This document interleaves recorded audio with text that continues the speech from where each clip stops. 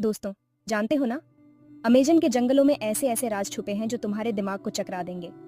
धरती के फेफड़े, अमेजन रेन फॉरेस्ट हमारे ग्रह का सबसे बड़ा और रहस्य से भरा जंगल है।